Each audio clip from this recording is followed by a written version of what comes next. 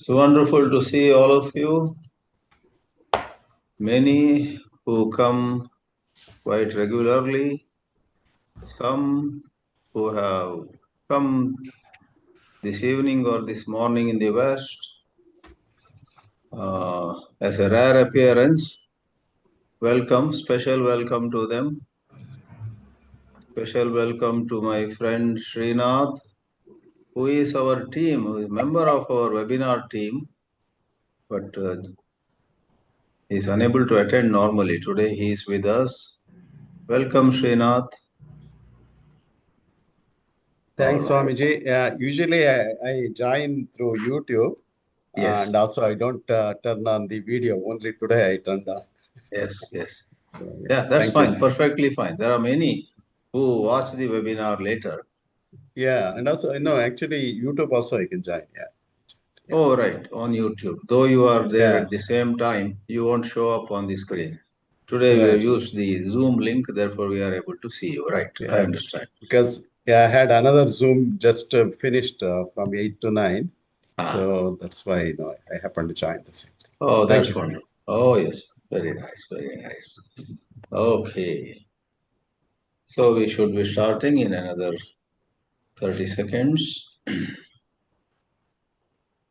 Om Shri Chinmaya Sadgurave Namaha. Friends, we have in this webinar 296 a change. Normally we are into the well-known scriptures, Bhagavad Gita of course, the Upanishads, then a number of Prakarana Granthas. The last webinar we had was 3 meditations from Viveka Chudamani, which is regarded a Prakarana Grantha. We have touched upon Brahma Sutras, Vidura Niti, and such rather well-known portions of our glorious scriptural heritage. But to be frank, this book which I am going to talk about, I myself did not know it till 10 days ago. 10 days ago, a young teacher of Vedānta in Chennai handed over to me this book, JNΑNΑNKUSHAM. I had not even heard about it, and he requested me to go through it and give an opinion, which I did sitting in Chennai. Couple of hours I spent on this book, and it occurred to me that if I talk about this book, like in some magazines you find some book review, so you get to know that, oh, such a book has come. Is it worth reading? Is it worth purchasing? Shall I order for a copy right away? You get such thoughts. And a book review by somebody in the field helps you take a wise decision. Now I know some of you will ask me the practical question. Before even you present your thoughts, tell us, should we place an order for this JNANΑNKUSHAM?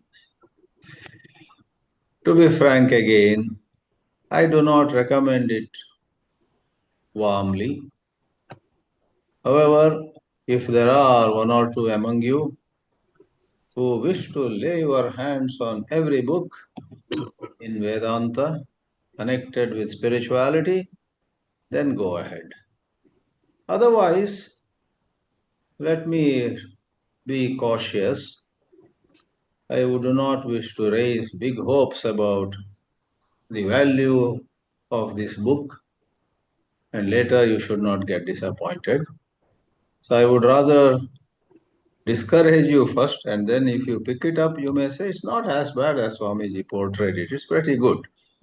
That's what happens, right? Sometimes you expect a lot, and then when you actually meet the book or the person or the place, you get a little disappointed. Some other time, you are hoping for nothing, and then you see, wow, this is quite good. So without meandering here and there more, let me tell you, the title of this book, JNANANKUSHA or JNANANKUSHAM, is quite charming, as I will explain in a couple of slides also.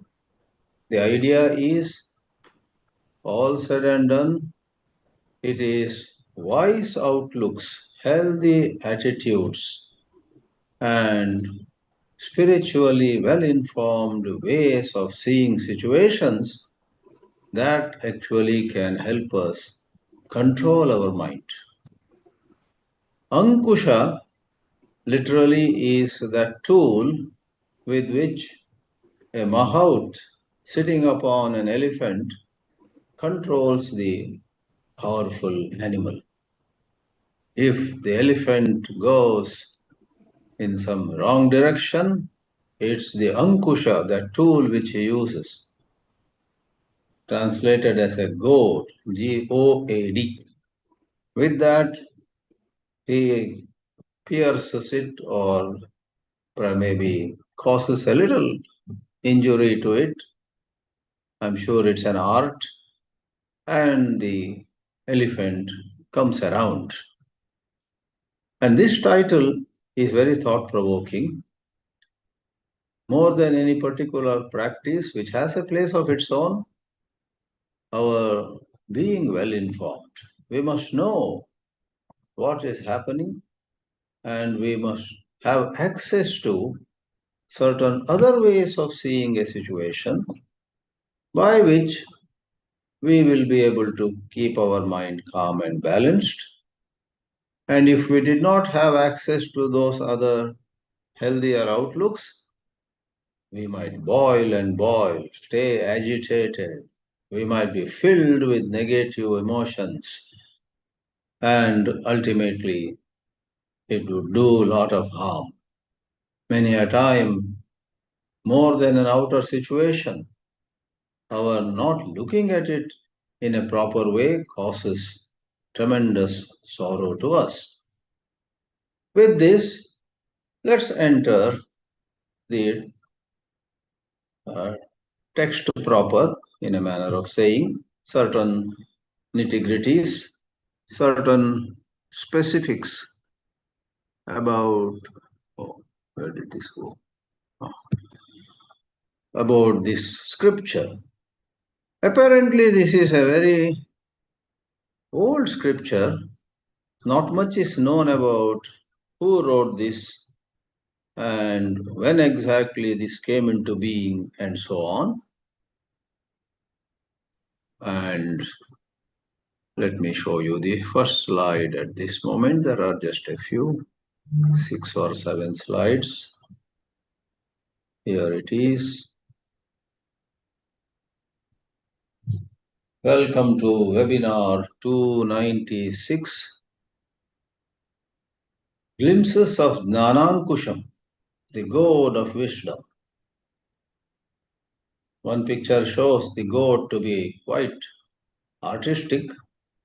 Every mahout may not have such an artistic one, but some rich kings and the king's elephant might have the mahout holding such a very beautifully designed ankusha.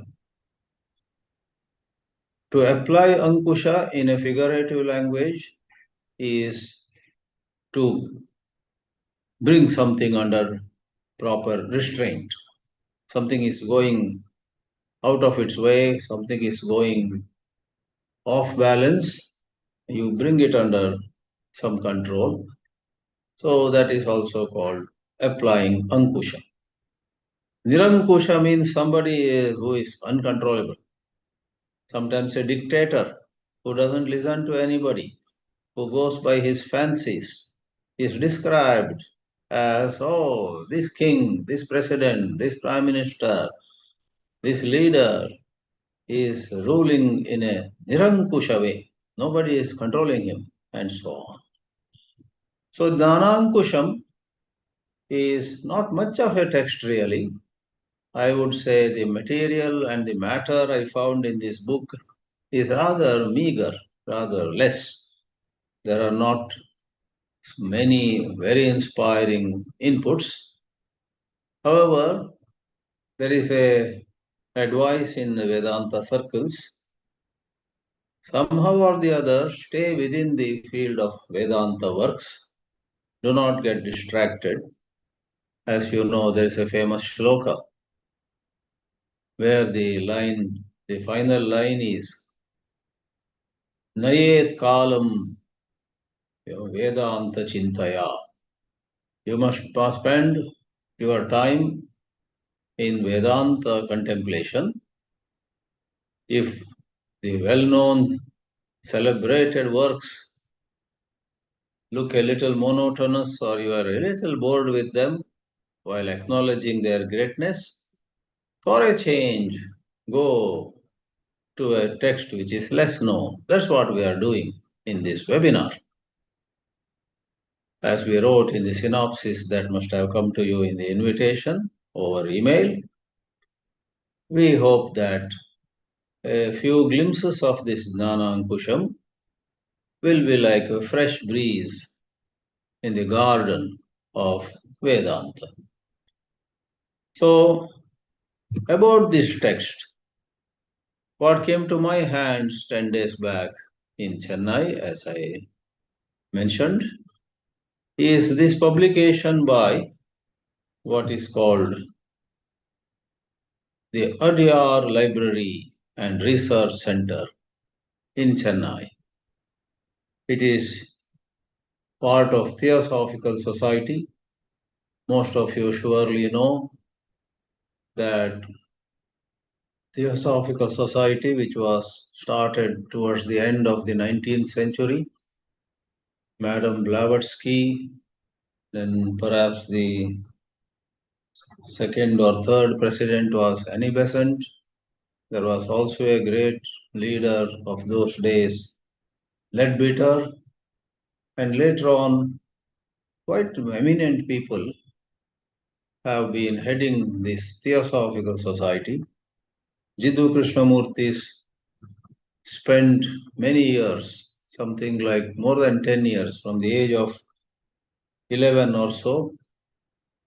He grew up in the campus of Theosophical Society in Adyar, not far from IIT Madras in Chennai. And later, of course, he quit. He parted ways with Theosophical Society. Perhaps in the rest of his life, he just once visited that place much later. And lastly, the campus running into 300 or 400 acres in city of Chennai, that is the international headquarters of Theosophical Society, the world headquarters. The American headquarters is in a city called Wheaton, a suburb of Chicago, and many other countries have their own branches of Theosophical Society. It's a wonderful organization with many strengths and some shortcomings. And their library, I don't have the facts and figures ready with me now, but it's a unbelievably huge collection of manuscripts, books, many versions of particular scriptures and so on, meticulously maintained. That library in the campus of the Theosophical Society, or the Adyar Library and Research Center, is something that philosophy or Sanskrit scholars admire, adore, and to do some project over there is a matter of pride for scholars.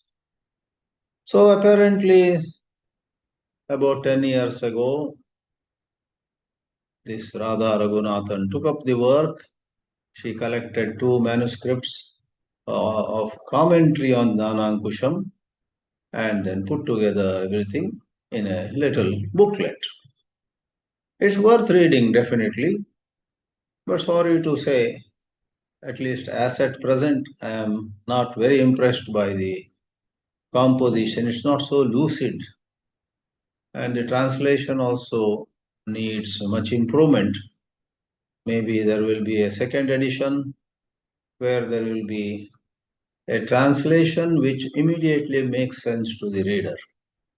Otherwise, presently the translation is a bit roundabout and does not connect so perfectly with the original. We wonder which word or which phrase of the original is expressed in particular English phrase and so on. But let me not criticize much. Something is better than nothing. I wouldn't have made head or tail of some of the shlokas if the present translation was not available. Many times the way I study a new book is initially I do use some existing translation. But with my fairly good Sanskrit knowledge, I check, oh, can this translation really represent what is said in Sanskrit? Does it truly reflect the message, the spirit, the feeling of the original shloka? I check. And many a time, though I am not a Paninian scholar who knows lots and lots of grammar or vocabulary, many a time I have found some reputed translations having a couple of errors. So I receive much benefit from those translations, but I'm able to identify a couple of things that are a bit jarring. So here is another picture of a goad, ankusha. But now leave this literal ankusha behind. Jnānānkusha is such ways of seeing situations, especially painful situations, depressing situations. And most of us attending this webinar and the person presenting this webinar are all seniors. We are above 60, some of them are above 70s and so on. And as we get older, our age itself brings to us certain inconvenience, discomforts, low energy, or a little memory loss, and so on. So, from outside and from inside, I don't have to go on a long commentary on life and its limitations, but just to give a quick example, many parents raise their children with so much of care, love, going out of their way to make them study, get degrees, settle somewhere, maybe somewhere in some really nice places and so on. But no, neither to blame the children nor to blame the parents. Somehow the parents find themselves all by themselves too. And add to it, there are various injuries, ailments, or some loss of relationships. All these are the backdrop for this jnana ankusha. Somebody doesn't treat us well, somebody ignores us, somebody has misunderstood us, and when we come to know that she or he is not understanding us in the right way, it pains us. How would a spiritual student manage such a situation? Is the gist or is the essence, is the main subject of this verse. As the third slide shows now, jnānānkuṣam is asking us to use jnana, wisdom, to control our negativities. If we were to lack right way of seeing, some situation might really disturb us, torment us, torture us. But if we were blessed to see the situation in a healthier way, and let me tell you, there is no single way that is applicable to all, because the right way to deal with the situation varies from person to person. If you are already a Rajasic person, a very, very sattvic approach may simply be not accessible to you. You won't be comfortable in that way of seeing. So you need to go for a way which is pretty much Rajasic, but maybe much better than many other Rajasic ways. Tamasic, Sattvic, even Tamasic. Some of us are Tamasic in certain areas at least. So suddenly we cannot change the gear. Some of us may be very slow. Some of us may not be so hardworking. Suddenly we cannot become putting in 18 hours per day or 16 hours per day of focused work. So we need to figure out ways of working, ways of daily living, and likewise ways of seeing things where we are pretty much comfortable. Therefore, whatever is said in this jnānānkuṣam or anywhere else should not be applied across the board to everybody. Just as Gandhi's concept of non-violence simply does not work for a large number of people. We respect him for being in so much, he was so much in love with his idea of non-violence, but now there is so much debate on how much good did or how much injustice it might have done to certain sections and so on. Therefore, some of these have to be examined. This looks like a very wonderful approach, but will I ever be able to adopt it? Can I take that outlook? One should ask oneself very, very honestly. So, 25 verses is all there is in this jnānānkuṣam. And most scholars believe that the author is unknown. Who wrote this? We don't know. But there are some who say Adi Shankarāchārya wrote it. Therefore, Radha Raghunathan's book also, while saying both these, author unknown, author perhaps is Adi Shankarāchārya. After saying that, gives couple of pages on Adi Shankarāchārya, his time, how some people believe Shankarāchārya was before Christ, and many more believe that he was after Christ, somewhere in the 8th century, and so on. So, in one sentence, the third bullet says here, this jnānānkuṣam as a text supplies spiritually healthy outlooks which can help you and me handle our negative emotions, especially in the context of some others hurting us, insulting us, sometimes physically injuring us, sometimes causing some other forms of injustice to us, maybe economically, maybe politically, in so many ways, small and big ways. Other day I met somebody at some place, and he was saying his own extended family continuously causes him inconvenience. There are some 7 brothers having 7 houses in some region. His house is the last from the main road when you go towards those bunch of 7 houses. And he has a car and the other brothers don't have a car. They are jealous of him and they are angry about him. So he wants to take out his car in the morning to go to his workplace, and these other 6 brothers or their sons, daughters, they knowingly put some bicycle, some two-wheeler, something else on the way. So the uncle is put into some inconvenience. In a very petty thing, but in another way, it is quite a bothersome matter.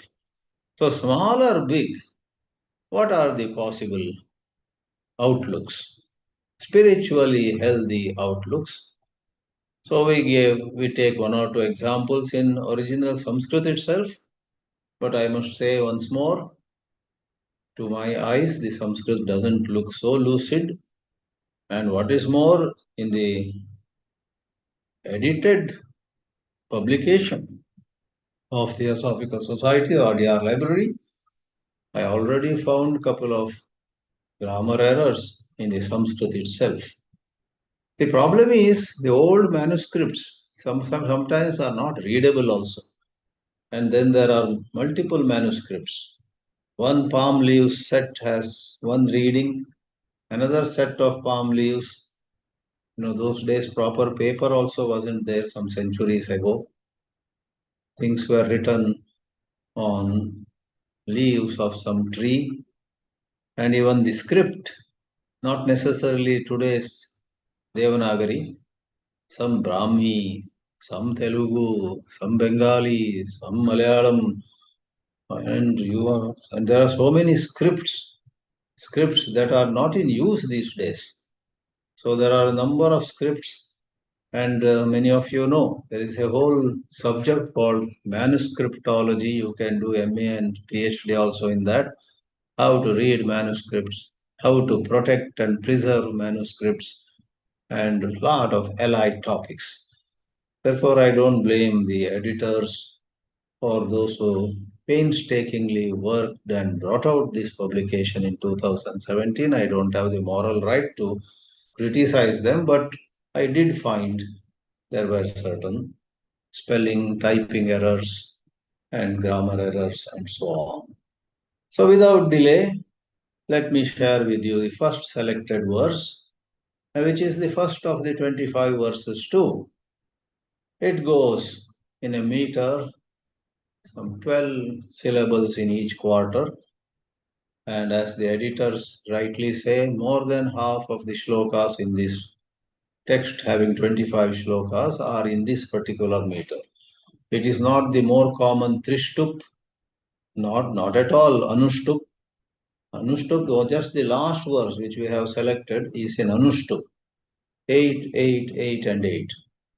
Trishtup, as you know, Bhagavad Gita has a number of verses in Trishtup, which has 11 syllables in each quarter. But this is a slightly different meter. This has got 12 syllables, Uchcharanshas. Uchchara ansha becomes Uchcharansha. That's the best word in Sanskrit for syllable. It's not letter, it's not alphabet, syllable. So 12 syllables. Let me sing this for you. Mahatmanam sattva vashad vyavastitihi dridha parijnana samahitatmanam parapavadeshvapi madrigatmanah samanayet kalpanaya ankusham. I split this sandhi in the fourth quarter. The first half talks about those who are truly on a very high level of spiritual excellence. They are called Mahatmas. They are so sattvic and they have risen above Rajas and Tamas to such a great extent. Sattva Vasha, thanks to the richness of Sattva in them, Vyavastitihi, they stay in an unbelievably wonderful state of mind. You can't so easily disturb them at all. Dridha parijnana samahitatmanam. Their vyavastiti, the way they live, the way they conduct themselves, their especially state of mind is dridha, very firm, because out of their parijnana, they have thought, they have pondered life, they have pondered relationships, they have seen life from different angles of view, as well as they see life across a long span of history too. A country like United States today, or last 200 years, 400 years, yes, has been powerful, rich, and much sought after. Uh, I knew a gentleman in Los Angeles who shared with me a joke long ago. Andy. Andy said in the 90s, he said to me, Swamiji, every time I go to my hometown in Punjab, in India, my especially one grandmother and some other elders say to me, his actual name was Anup. Anup, Anup beta, our son Anup, how many more years do you want to stay in America? Come back, no? Please come back. come back to Ludhiana, Jalandhar or wherever. And his joke is, after he spends 2 weeks or 3 weeks, then again picks up his bags to go back to Los Angeles. The same uncle, the same aunt, and same dadima, that grandmother, softly say, Anup, you have been in US for so many years. Look at your nephew. Please take him also. Find a place for him also in America. So the glitter and glamour and the power and the other things. Now the wise people, what is parijnana? They see that in history many empires had risen to great heights and later they lost their position. In Indian history itself, many dynasties ruled and were praised extensively by people of their time. But later on, they are forgotten also. Therefore, pondering life, pondering humanity collectively, and reflecting on our own life over a longer span of life, from the time we are born, and now, let's say, someone among us is 76. 76 years, what are the ups and downs of my life? Without any bias, if you look at it all, you are bound to get sattvic, you are bound to have vairagya.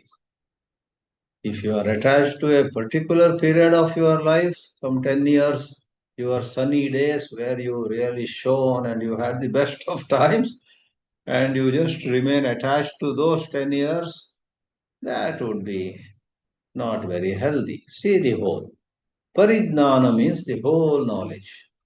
When you have larger angle of view, you see more of life, then something gets so ripe in yourself. Then you become samahita. Samahita means you are calm. You are not missing the success that you had some time back, nor are you regretting those failures which also were part of your life. All these come and go, knowing them, not forgetting them, knowing them, but you remain in balance. You don't seek any glitter or glamour, nor do you fret and fume on some inconvenience or discomfort. The first half thus talks about Mahatmas, and they are wonderful. They hardly need any new guidance because they have so much sattva.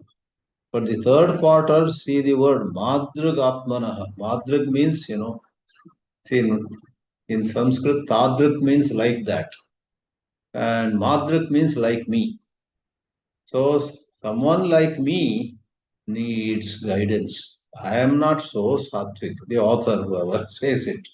Or if it is Shankarāchārya, as we say, he stands in the shoes of you and me, seekers, sadhakas, and uses this expression. Somebody like me, better study, better reflect, better adopt some better ways of seeing things. So it is out of his humility that he says, someone like me, while Shankaracharya himself is a Gunatita. Madragatmanaha para apavadeshu api. Even when others talk ill of us, even when our own spouse, our own son or daughter, our own long time associate talks very responsibly about us, all that is covered under para apavada. Para apavadeshu api. What are we to do? Last line says here, anaya ankusham samanayet. Anaya means with this wisdom given in this book, anaya vidyaya, anena jnānena is implied. Ankusham samanayet, or anaya goes mainly with kalpanaya. Kalpana is feminine, therefore anaya kalpanaya. With this, kalpana here is not imagination, with this way of seeing, visualize it this way. You were looking at the situation in a certain way, which was very painful.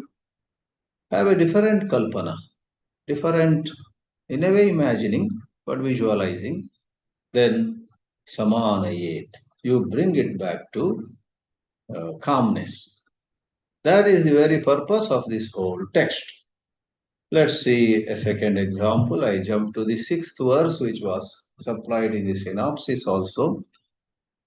In this world, some who are called tapasvis, not as advanced as the category whom we referred to by the word Mahatmas in the previous selection, but some who are pretty much advanced but not enough.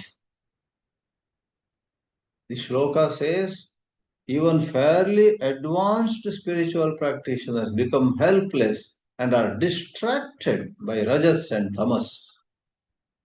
Then what about me? I am not so advanced. I am in big trouble. Aho nu kashtam. Kashtam is this exclaiming and pitying oneself.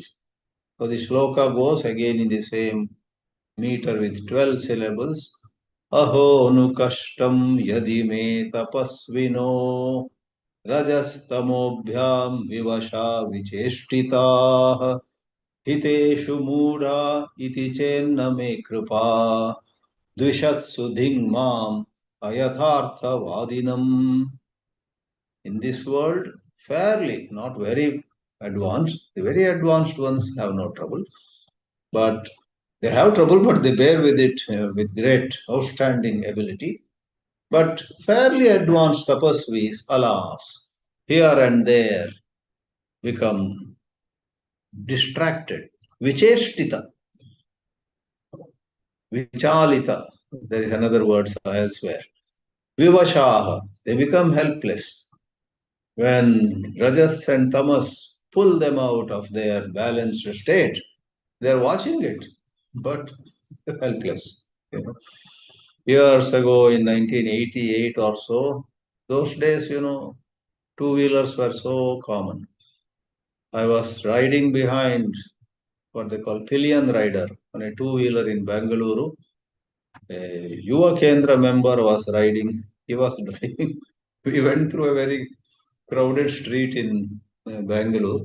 There's a road called Avenue Road in Bangalore. And let me not talk more about that road. It has its own glory. I'm sitting behind, and this young man, younger than me, I myself was 31, he was perhaps 26.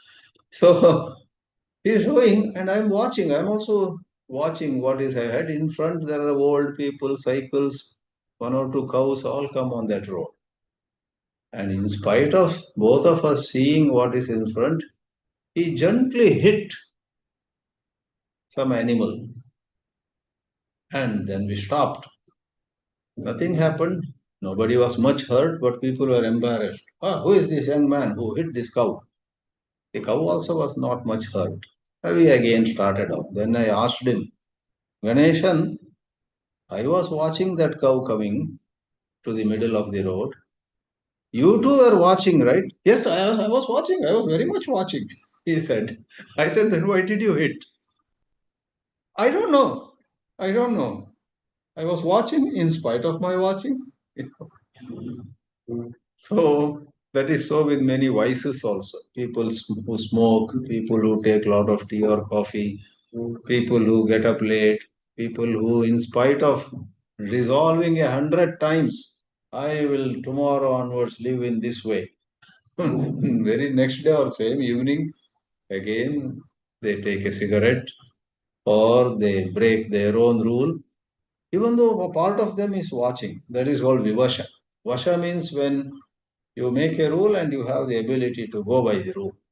But vivasha is something inside. That is called rajas or tamas. You are watching some TV and that program is so enticing, so enchanting. You say, let my rule, let me break this rule. I'll follow this rule from next week. And you watch TV for some more time. So rajas, the launch pad of desire, anger, etc. Tamas, the launch pad, the the origin of indifference, insensitivity, saying, nothing will happen. The diabetic says, one day if I take a rasgulla, nothing happens, and so on. That is tamas.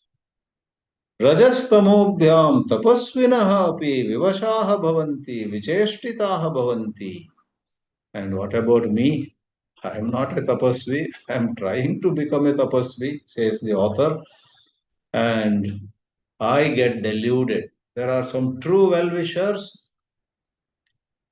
and I get very confused. I'm not able to see that, hey, these are my well-wishers. Therefore, the word used is muda. If you see a well-wisher but still are not convinced that they are your well-wishers, therefore you keep a distance from them. And then there are dvishatsu, dvesh, those who do dvesha. Some are wicked. They have all the intentions to harm you. And in spite of it, you are not able to keep them away.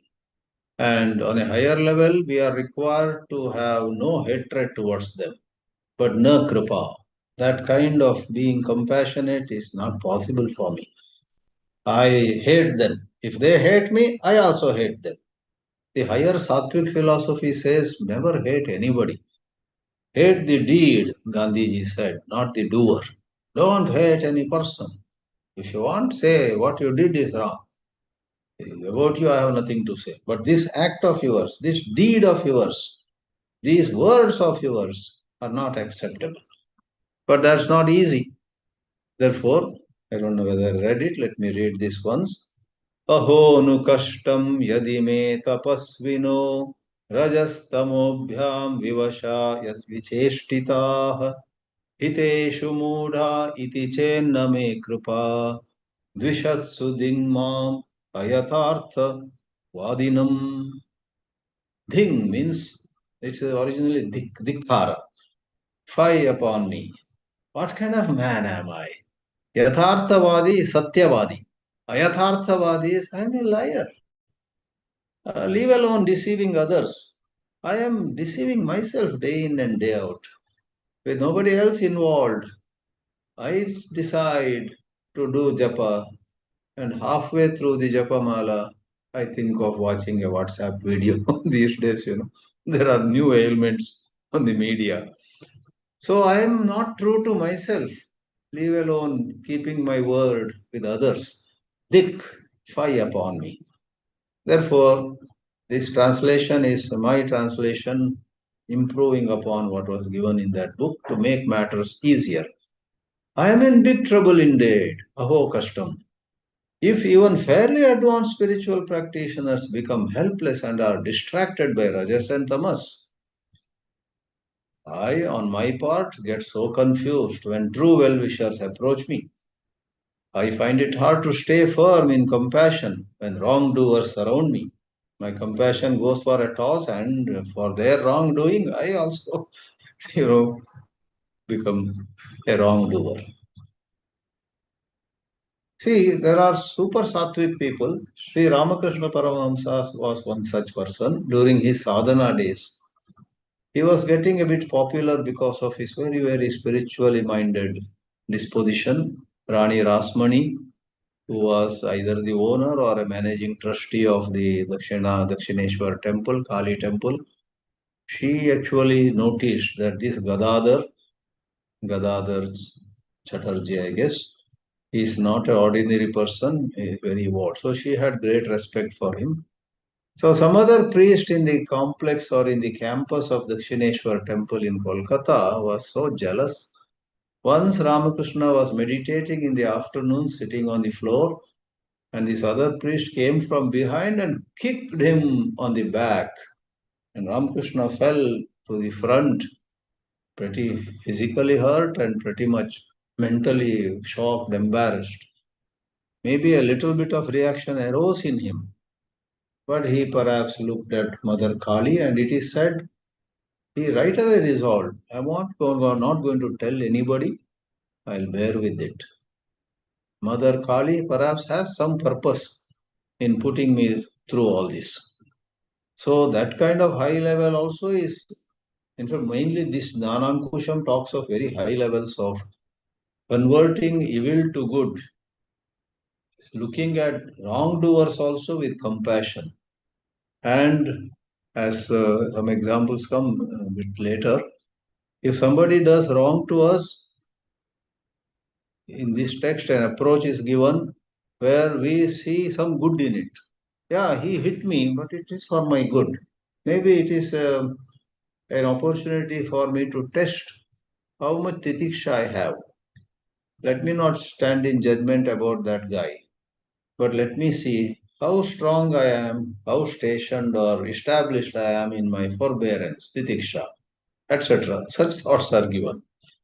So instead of struggling or going on explaining more and more Sanskrit, I share a couple of, or in fact 7 or 8 teachings of this jnāna.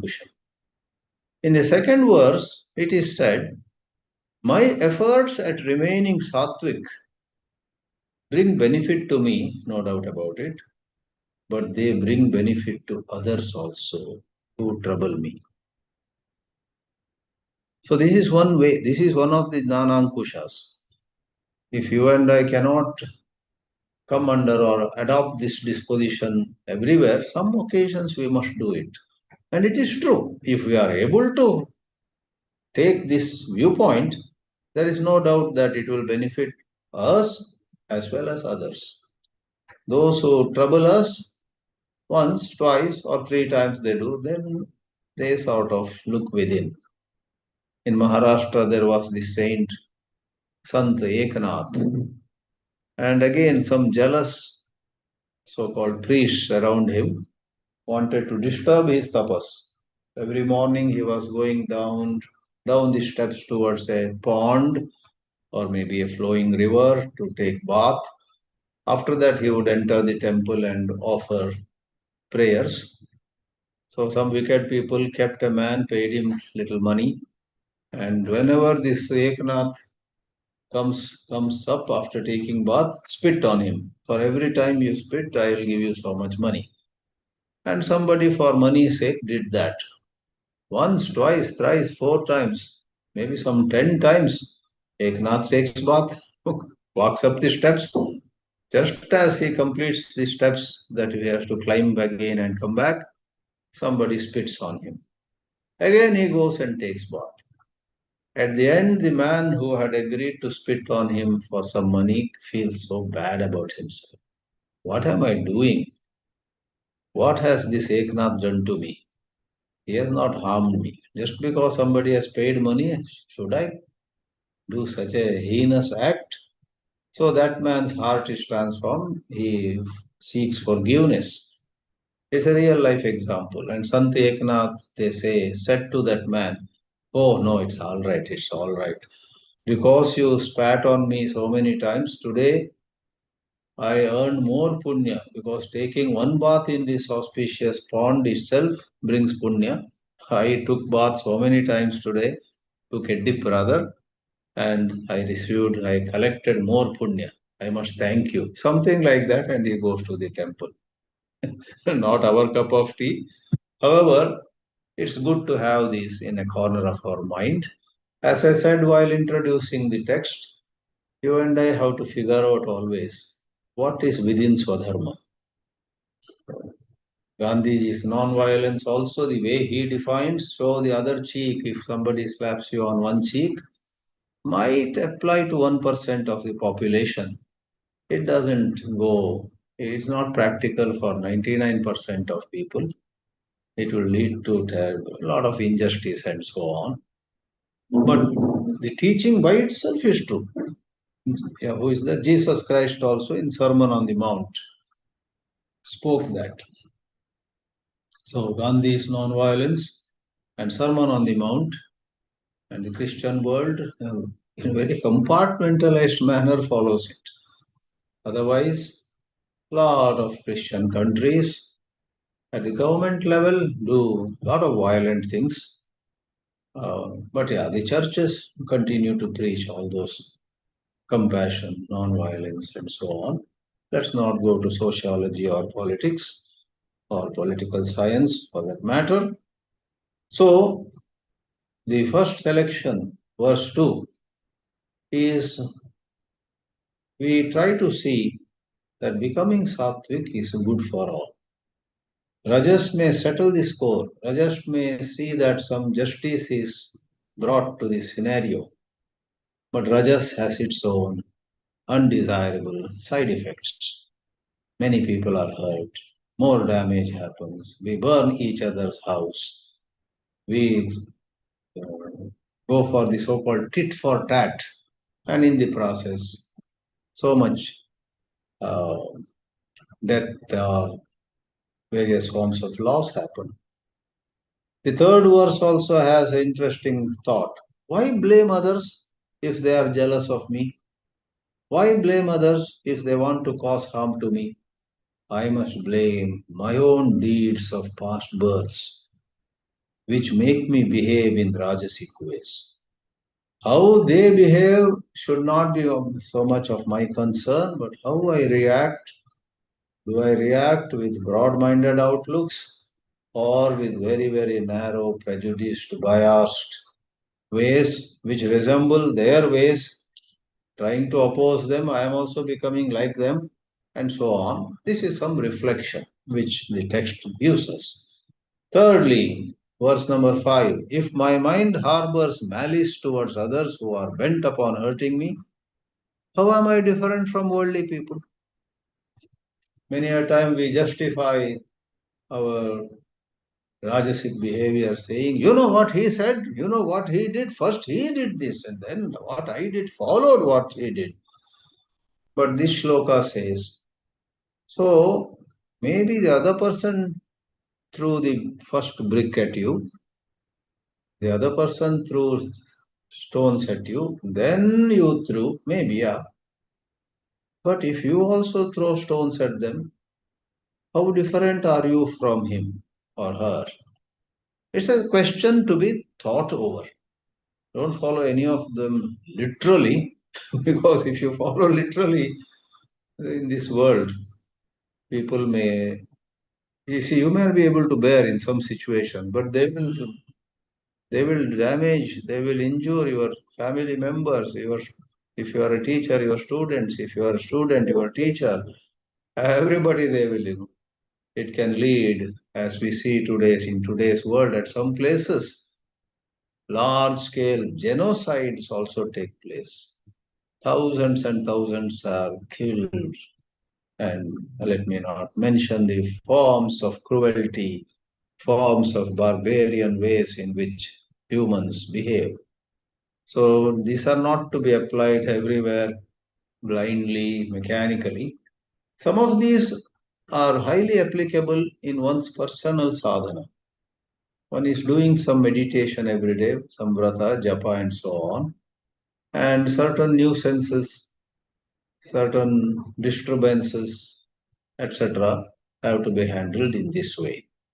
But we have responsibility towards our family, to our community, our organization.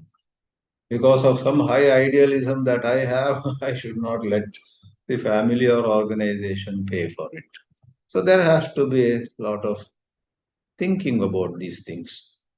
So take much of this advice in Dana Ankusha to apply to certain advanced spiritual practices where you have walked away pretty much. A sannyasi, for example, he is not with family. He is not drawing a salary from an organization. He is not taking benefits of some community which perhaps he is into some activity. He lives extremely simple life. And that sannyasi can to a large extent follow these literally. I will have no rebirth, the seventh verse says. I will get moksha if I just stay grateful and pleasant. They are all cruel. Why should I be calm? Why should I be grateful to them? Because if you maintain your mind in a grateful disposition, irrespective of how they are all behaving, you will move closer to your highest goal of life, that is moksha.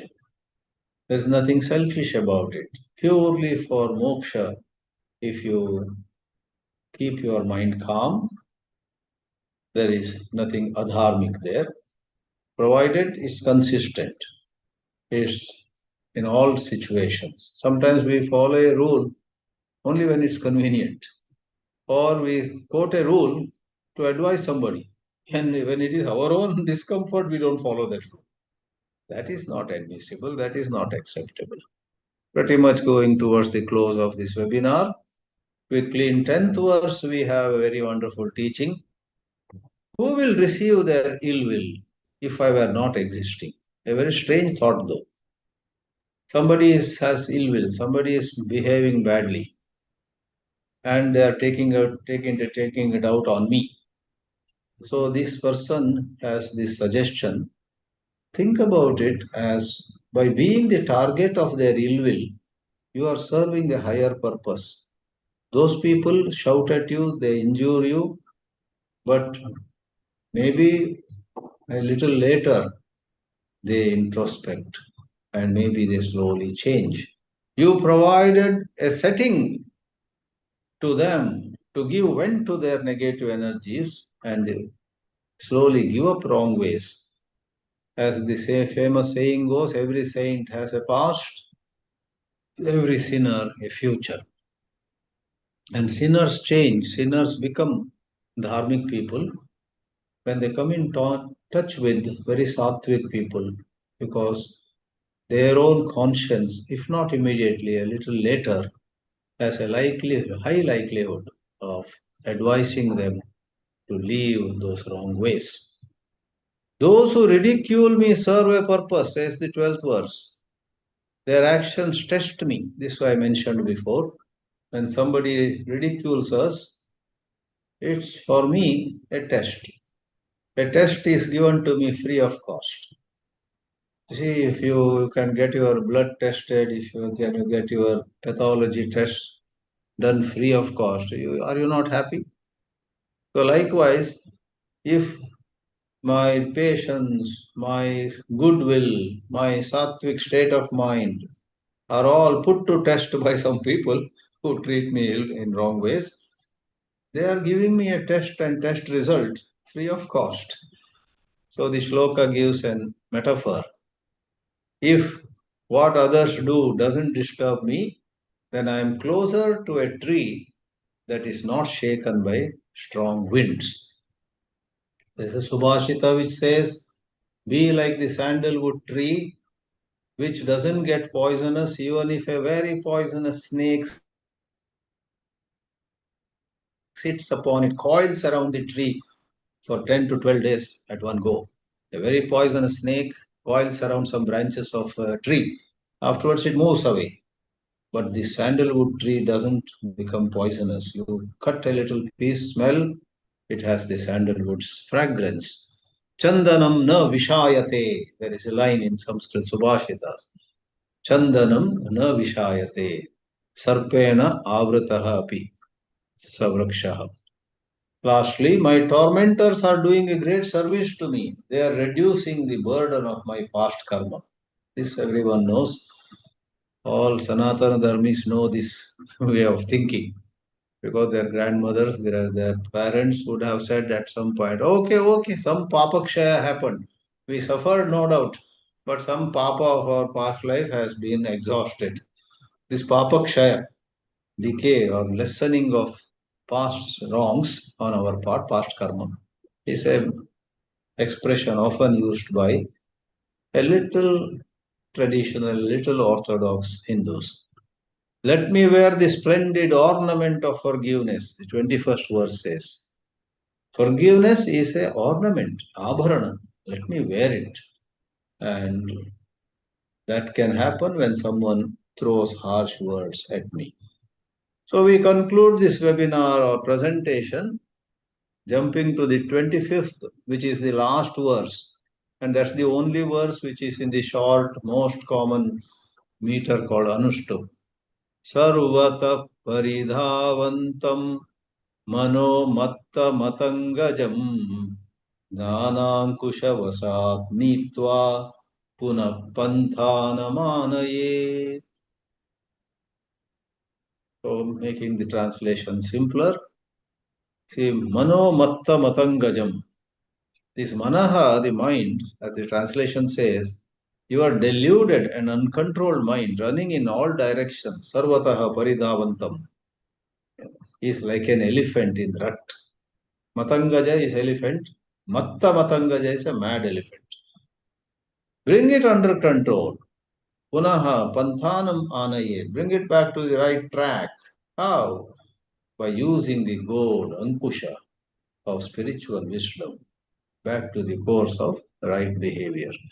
So the last verse is a piece of advice which summarizes everything else. Therefore, more than japa, tapa, or taking bath or doing pilgrimage, all of them have a place of theirs. Learn some newer ways of thinking, healthier ways of looking at scenarios. Where otherwise you fret and fume, you boil over some situation, learn to be full of forgiving, and then do what is really necessary. Don't waste don't dissipate, as Swami Chinmayananji used to use the word. Don't dissipate your energy over the ups and downs around you, and so on. Om Namo Bhagavate Vasudevaya.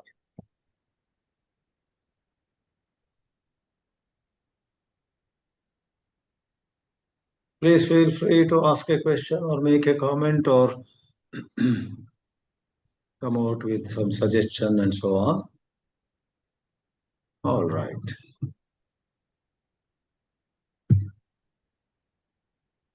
Turn your microphone on if you are speaking, or if you want to write in the chat box, key in your comment.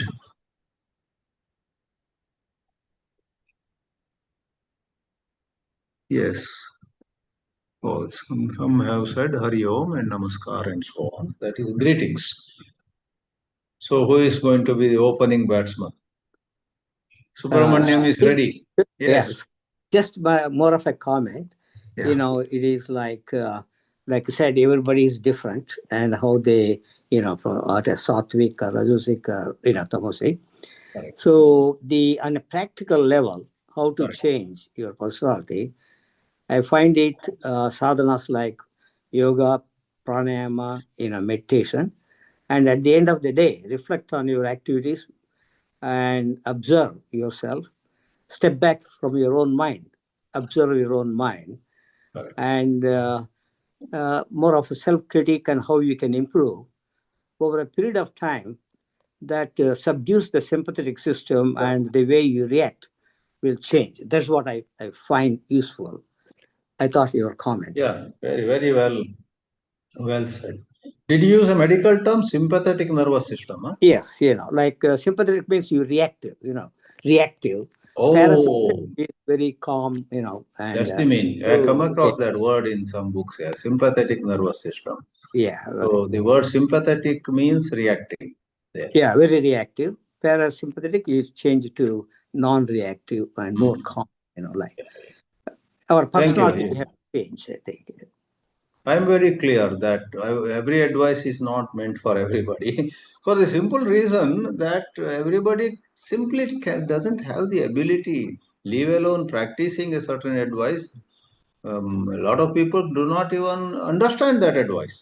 Out of 100 people, 5 may understand. Out of 5 people who understand, only one has the ability to live up to it. Because this body of ours, this mind of ours is like a busy factory. So much is going on in spite of our wanting to behave in a certain way. At the moment of test, we behave more by how we are made. Therefore, the teaching of Swadharma. You're very right. So, and you also talked so correctly, yoga, certain forms of pranayama, some introspection. These are all the recipes for boosting our spiritual health. You must take them in possible doses, proper doses. There also, everybody cannot do everything. Some of us are good in talking about all this. Those who attend webinars do it. As people like me give a talk on it. There also you have different skills, Two brothers, one is good in talking, another is good in, one talks about yoga, another brother does yoga. It could be. Or two sisters have no gender bias.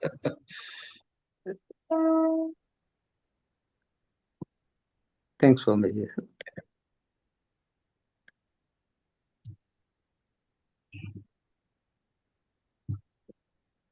I found the text a little dry, but I hope this webinar wasn't as dry as I was afraid that this would be a very dry affair. Why did I take this text? It was good, Swamiji, really make you think. I think, yeah. So Chinmaya training comes in, Gurudeva had trained us. You give him even Prashnopanishad or Aitreya Upanishad, which are very, very dry books actually. He would make it so interesting. Later on, you pick it up and try to study Aitreya Upanishad or Prashnopanishad by yourself. You wonder, how come it was so interesting when we had heard his lectures? But his commentary, these mantras proper are all. That was the art Swamiji had mastered. Swamiji, there's a message on. Oh, message. Yes, I see now. Yeah. So there is this message. Let me see whether it's a comment or a question. देखता हूं. In modern days, due to social media's prevalence, people's behaviors crowd us, even when you are withdrawn to a large extent from society. Yes, so true. I might be in Himalayas, but I'm carrying my smartphone with WhatsApp on it. I had it. I'm hardly away from Delhi or Madras, Bangalore, or Chennai. Okay. When you are when you are an empath, sometimes it gets too overwhelming. So true. So to avoid too much disturbance, we have to use technology itself to combat technology. Create technology created issues like this, like ignoring messages or blocking people, etc. Absolutely, yeah. If some group is generally sending you junk at the earliest, get out of that group, or don't open at all. So we have to, yeah. That's so true. It's the last resort sometimes. Yeah. Hello. Yes. This is Parth, sir. Good evening, sir. Yes, Sir, Parth from Bangalore, right? yes, sir. Okay. So there are I many don't know. paths. Probably I would have asked this question earlier as well. Uh, but I think we speak of sometimes that we should be observing, and sometimes you also, like you were mentioning, that we have our own resolutions, but we are not able to follow. Sometimes we understand things very clearly that, hey, this is right versus this is not right, yet we are not able to do so. But what exactly is it that brings about that change? Is it about knowing something that we haven't been able to figure out by deep introspection? Or is it also about certain practices that you repeat because it has been a long time, certain memories, and you've been behaving in a given way? What exactly changes, let's say if the behavior changes, what exactly results in that? Is it about acquiring some knowledge or is it about practicing something? Very nice question. See, in a certain parallel context, another context than this, but it's parallel context. Vinoba Bhave says to wash clothes, if you have the best soap or best uh, powder, washing powder, that's not enough. You need water. But you have buckets and buckets, liters and liters of water, but no soap, then also it won't work. Just as soap, sabun, and water are both involved in washing clothes. Now I'll straight come to this context. Practices, you use the right word, abhyasa, and then knowledge, some new understanding. That new understanding is through study. So study and have some practices.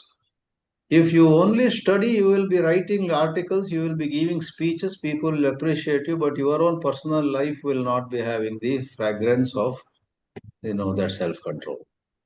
But if you are only into practices and you stop studying, I have read enough, I have heard enough, suppose you say, you don't, that's wrong.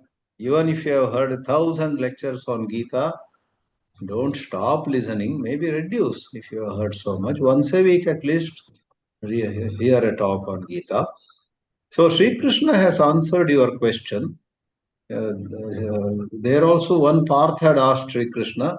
You are also Parth asking me. I am not Krishna, unfortunately. In Gita, Sri Krishna says, Abhyasena tu kaunteya vairagyena cha grihyate. Abhyasa is practices. So for someone like Subramaniam Boyareddy said, yoga, pranayama, and so on. Someone else, it could be praying at a temple, praying in the altar, some japa. Someone else, there are these different yogas. Raja Yoga, Karma Yoga, Bhakti Yoga, all of them have various practices. You choose 2 or 3 as per your temperament. Now, so Sri Krishna says Vairagya, that Vairagya comes from Viveka, and Viveka comes from study.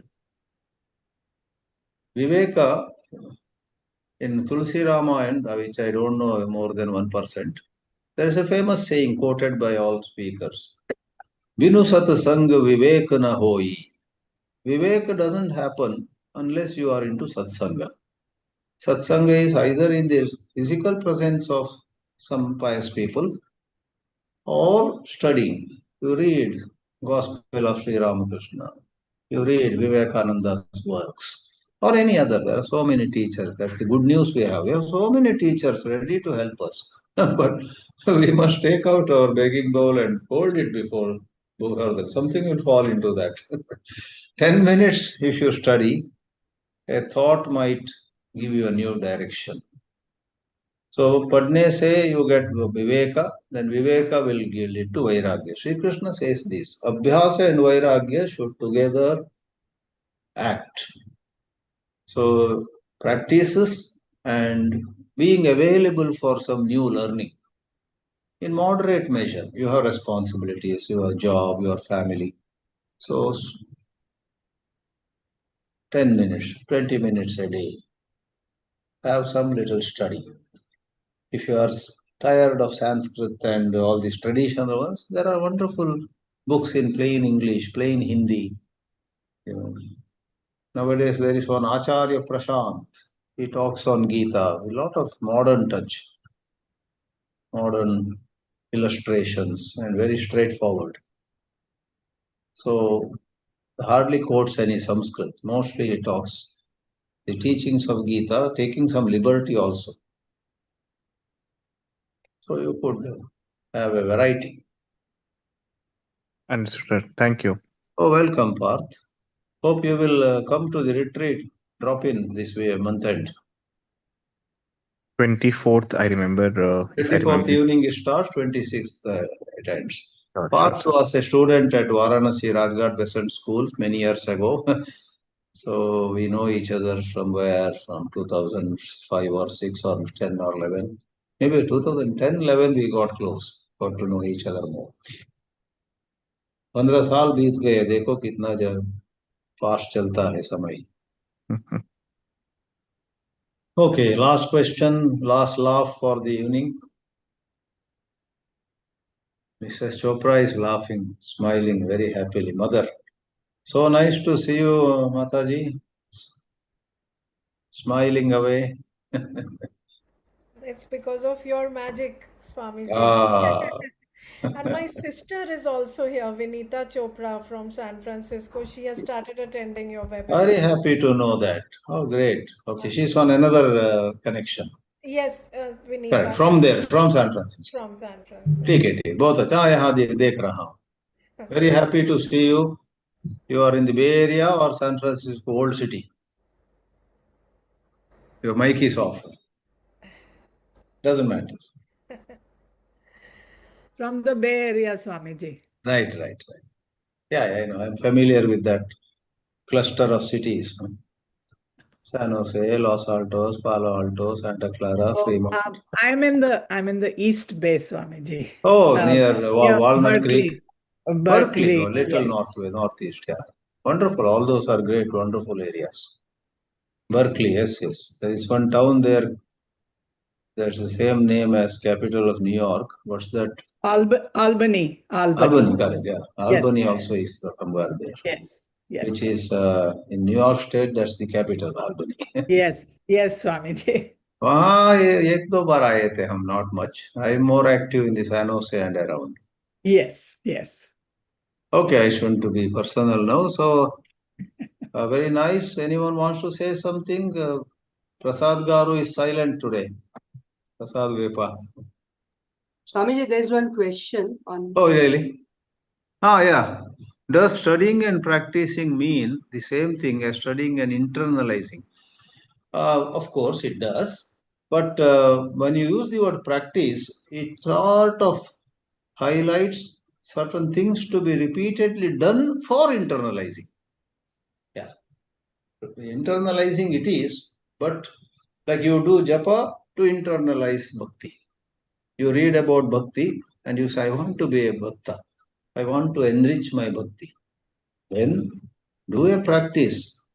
Suppose you are a Shiva Bhakta, but you feel your Shiva Bhakti is very dim. Sit down with Shivananda Lahari. Sit down with Shiva Tandava Stotra or Lingashtakam.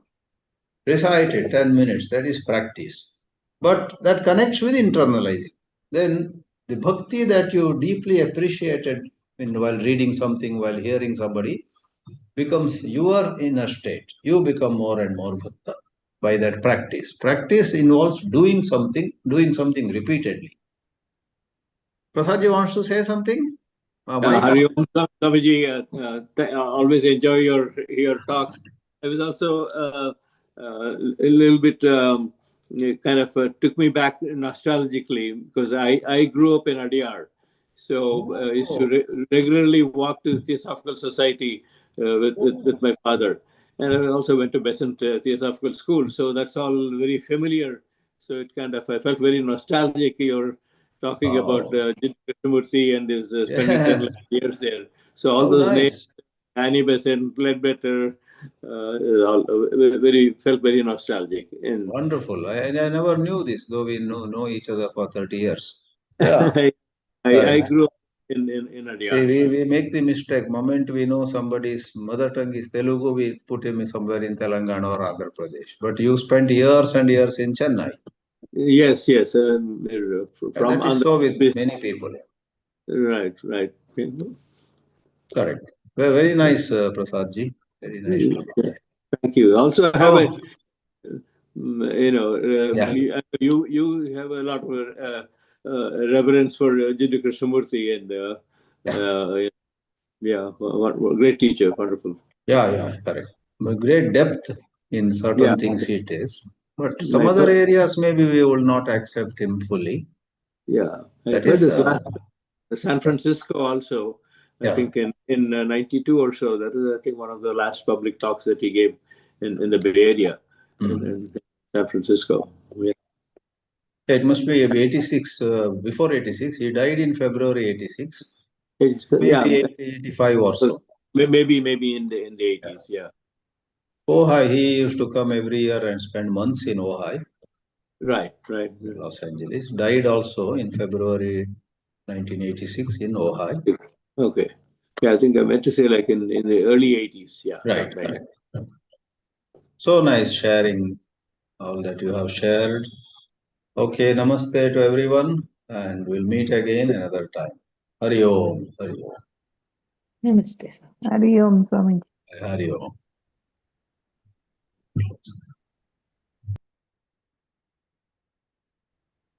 Thank you, Vibhaji. Hari Om, Swamiji.